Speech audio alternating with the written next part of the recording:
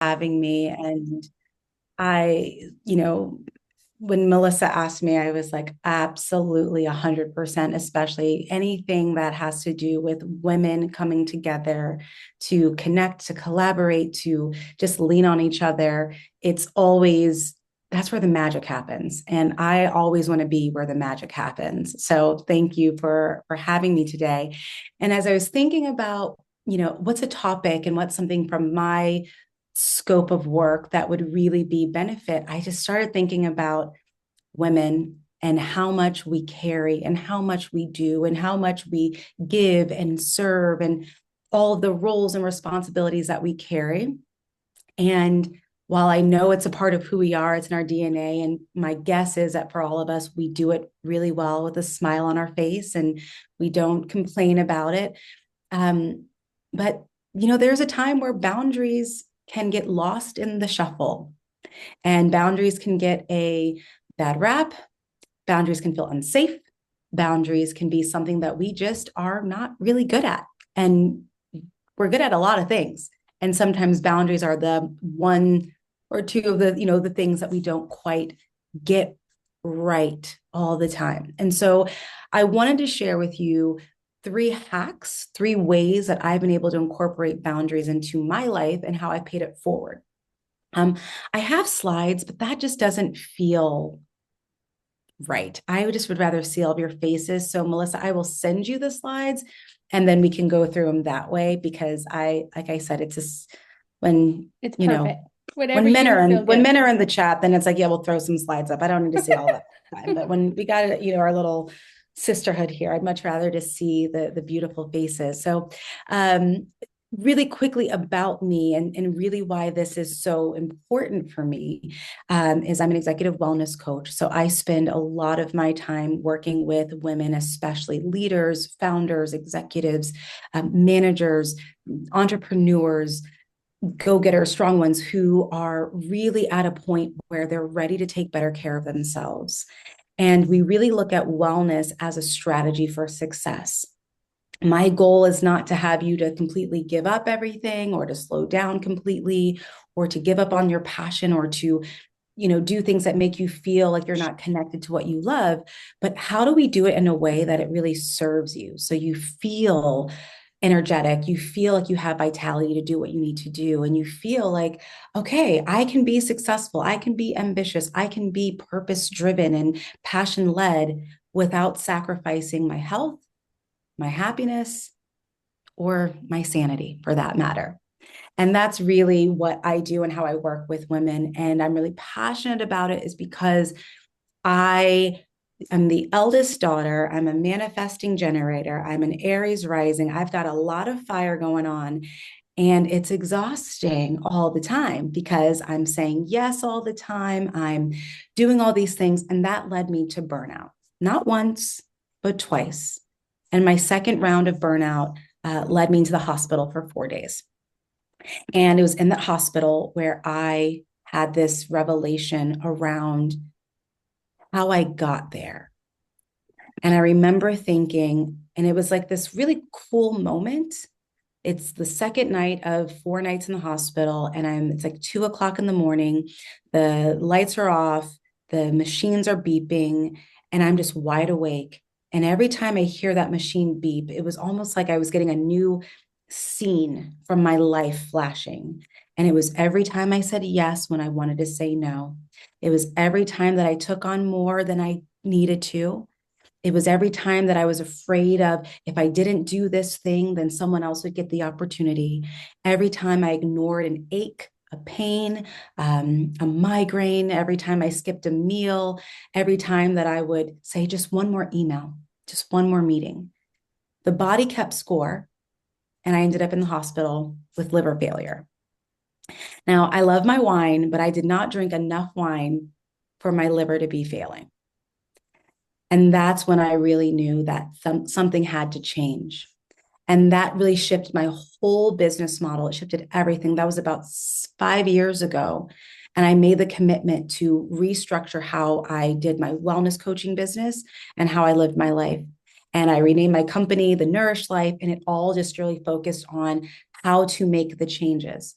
And what I realize is that a lot of times, especially for women, my story is not unique. And I know that. And I saw some of you nodding your heads because at some part, you probably see yourself in my story. And my hope is that it wasn't a 4-day stint in a hospital, but maybe you saw that. But if I'm honest, most of my clients that I get come to me after they've had a stroke, after they've had a heart attack, after they've been burnt out, after their trajectory for success cost them their marriage or cost them relationships with their children, and they are now ready for something different. And I really started to look at how do we get here? And it really comes down to 3 things. And this is really what I work with people is we look at your beliefs, we look at your behaviors, and then we look at the boundaries to put them in place to make sure they are actually living a life that feels successful, that feels good on the outside as it does just on the inside as well. And when your worth has been tied to being helpful and capable and available, well, boundaries start to feel unsafe. Boundaries start to feel scary. Boundaries start to feel irresponsible in some ways. And while, we only have a short amount of time, I won't go through my whole framework of the beliefs and the behaviors. We're going to jump straight to the boundaries because I think that's a powerful place that we can start.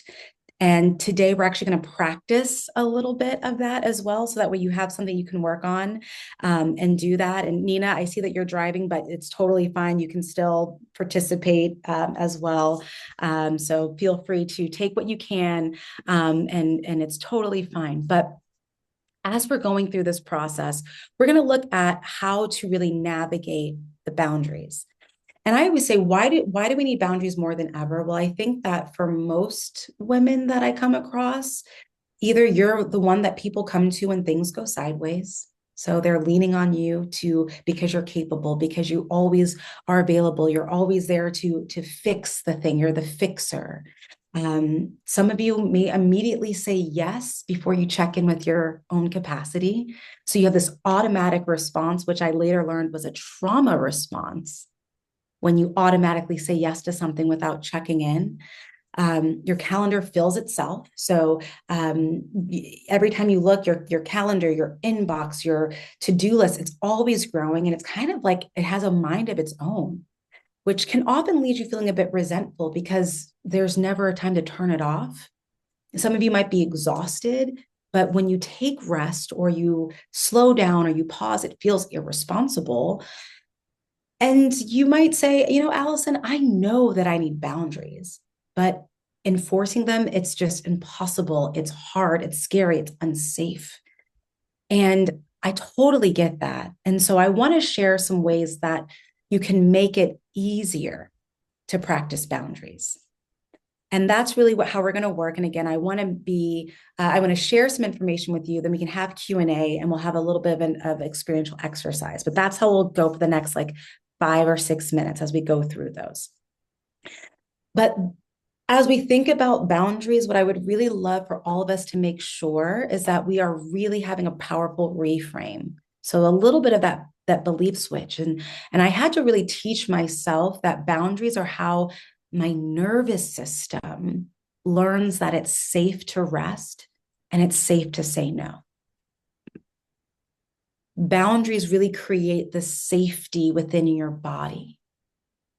So for some people, it's hard to set boundaries because you get nervous or you're afraid of what people might say. Some of you have enforced a boundary and it cost you a friendship. Some of you enforced a boundary and it cost you a promotion or it cost you an opportunity. Some of you enforced a boundary and someone made you feel really guilty for it. So you have data. You have, I always say, our beliefs are the data that we collect. It's like a table. And you set a boundary once and someone gets mad at you. That's one leg on a table. Not a strong belief yet. But if you keep trying to set boundaries and you're getting negative responses from people, you're getting more legs under that table. And that's a strong belief. And it's hard to flip that belief when you have multiple legs under that table. So I really had to start to train myself around what boundaries were and what boundaries weren't to start to feel safe within my body to set them confidently. and to trust that it is safe to rest. It is safe to say no. It is safe to delegate. It is safe to think, you know what? I don't have the capacity for that. The more safety we build around it, the easier it becomes, but it takes practice. And while you're practicing it, there are some ways we can make it easier. So I want to share with you 3 hacks that I've done that really make it easy and simple to make boundaries feel safe. So the first is make your boundaries automatic. Now, what I will say with this, and people laugh, and it's funny, in about 10 minutes, I'm going to actually automate one of my boundaries. And that is every Friday at the end of the workday around 3 o'clock, I put up an email autoresponder, like an out of office. So an out of office autoresponder comes on at 3 p.m. on a Friday. It's a very simple autoresponder.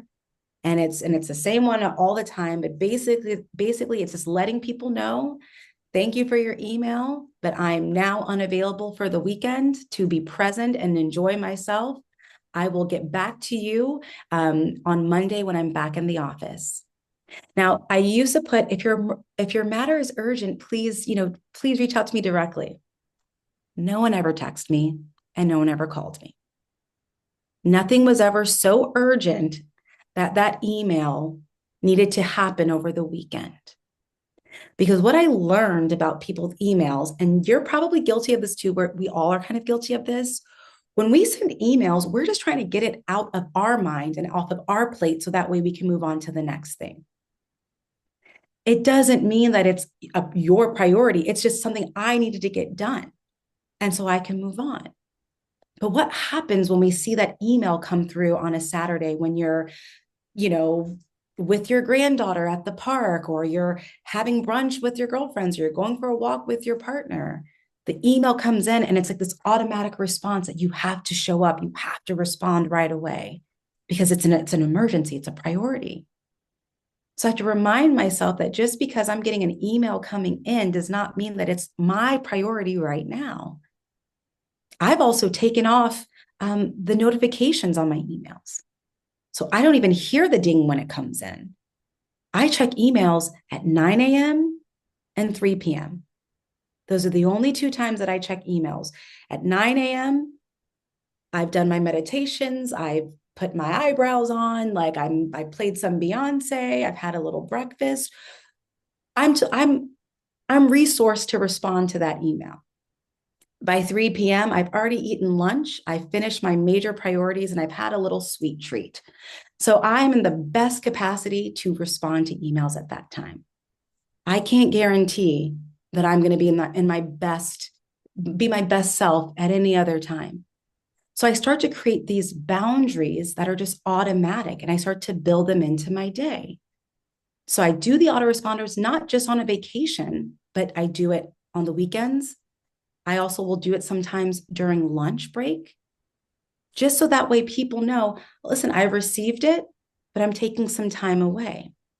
And what I love is every single Monday, I always get someone who says, thank you for that autoresponder.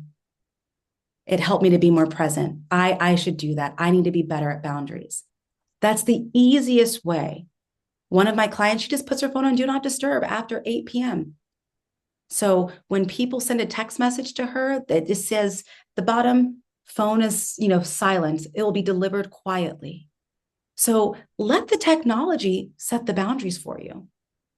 I don't have to say no to people because my emails do it and my phone does it for me. So I'm putting my technology to work, but it creates safety. And I'm teaching people what my boundaries are, and it allows them to learn how to respect my boundaries without me having to have that conversation. So we're creating safety. So that's the first hack. Use technology to automate your boundaries. Make it really simple for yourself. The next is, I call it the daily 4Ds. And I do this right after I do my emails at 9. And it's basically, I go through my emails and I take whatever emails are important. I put those important emails on my to-do list.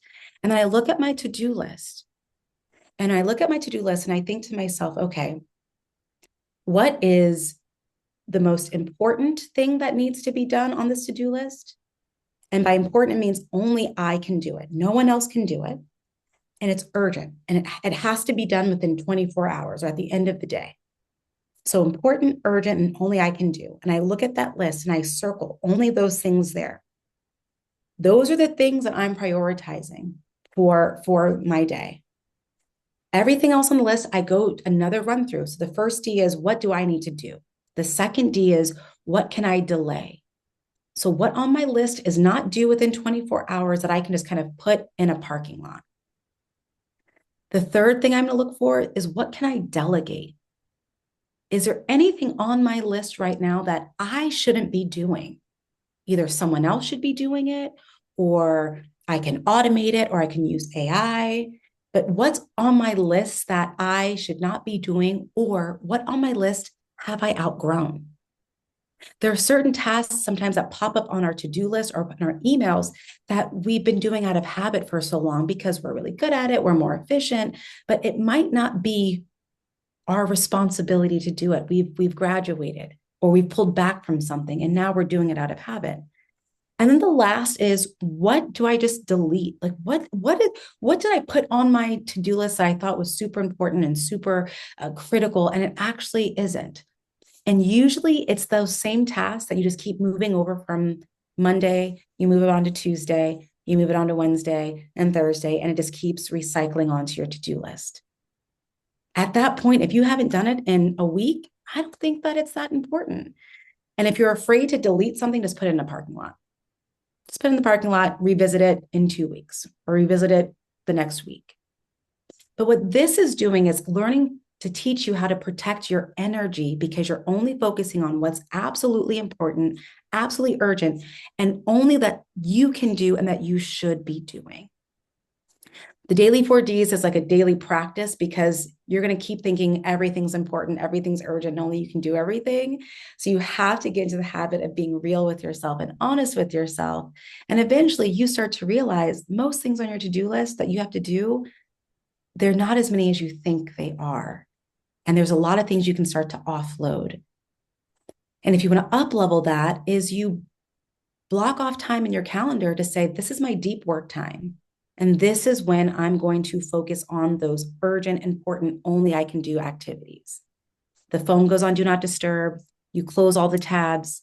You get super focused. You make sure you have your water, your snack, whatever you need within an arm's reach, so you don't have to get up, and you just stay focused. You might have to have a conversation with someone in your household. Hey, for the next 2 hours, I'm unavailable. My partner, my best friends who love to chat throughout the workday, they know when my focus time is. And if they interrupt me during focus time, they know my response. If you call me during my focus time and you're not dying, I may kill you. That is the boundary. That's the rule that we have. So if you're just calling me because you want to share this really cute, video on YouTube with me during the focus time where I'm in the zone, hair back, headphones on, because when you break that focus, you know how long it takes to get back on track?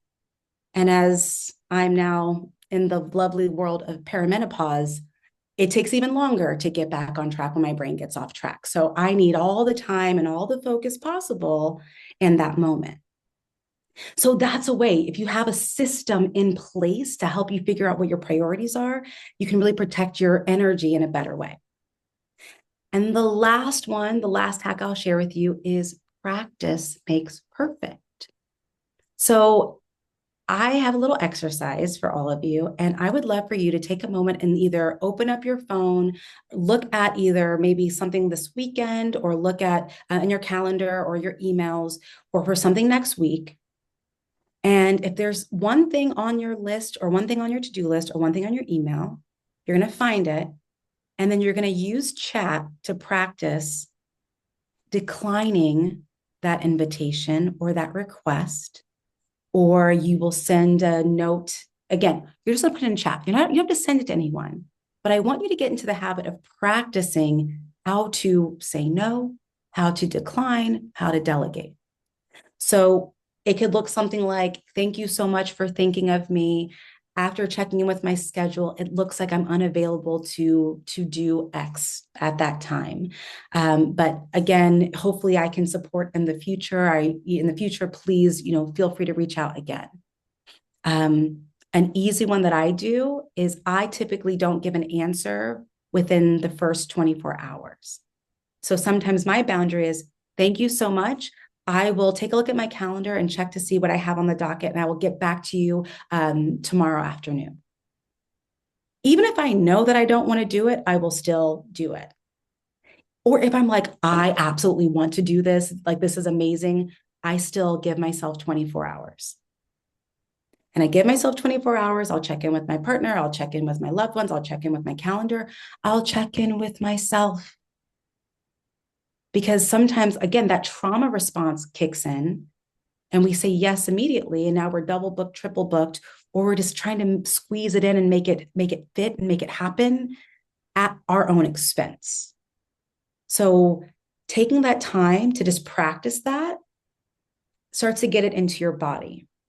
One of my clients, she was really struggling with this. And so I just made her practice saying no while she was taking a shower.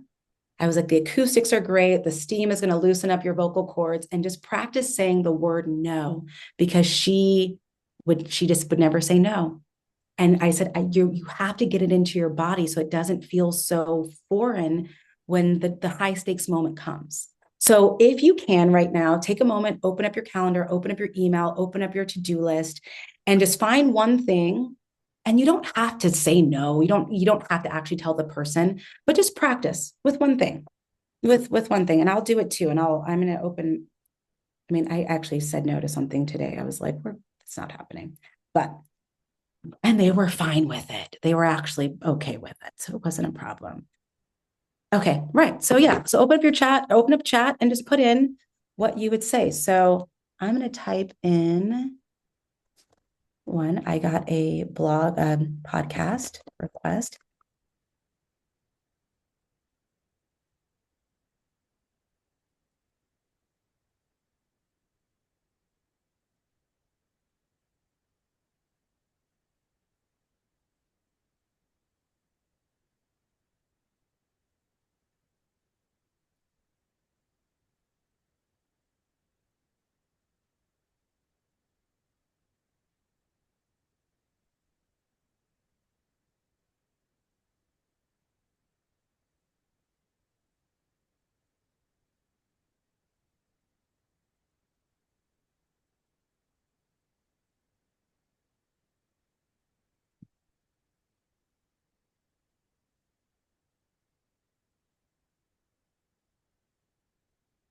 Perfect. So Melissa says, sounds like a fun time, but I'm fully committed on that day. So grateful you thought of me and hope we can connect again in the future.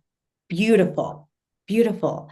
This isn't mean. We think boundaries are bad or make us a bad person.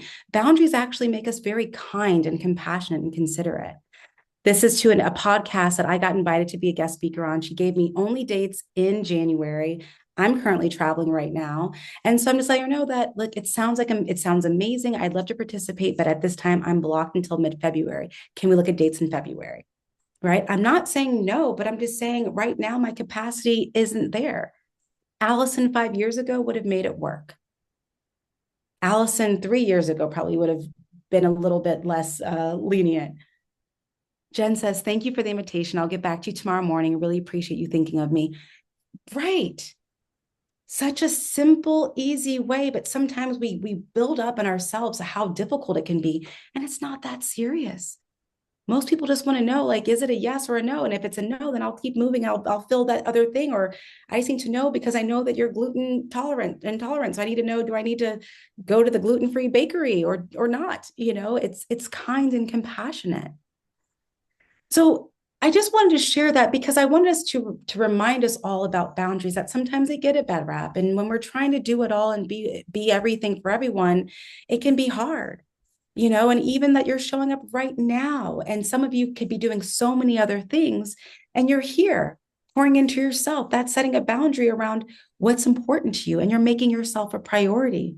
So I thoroughly appreciate it because that lets me know that you get it. But once you go back into the wild and we get off of this call and the requests start coming and the kids and the grandkids and the pets and the neighbors and everyone else starts needing from you again, I want to make sure that you have some tools in place and that you remember that boundaries are how you're protecting your energy so you don't lose yourself in everyone else's needs. And that's really what I try to support women with, is that they are pouring into themselves as much as they can so that they can be there for everyone else and to do all the things and find that balance, versus getting to the point of burnout. And when you're at that point, you're no good to yourself or anyone else. So that's the whole concept of the idea of the nourished life. And I really appreciate you spending this time with me. And if there's any questions or anything like that, I'm happy to help, or you can connect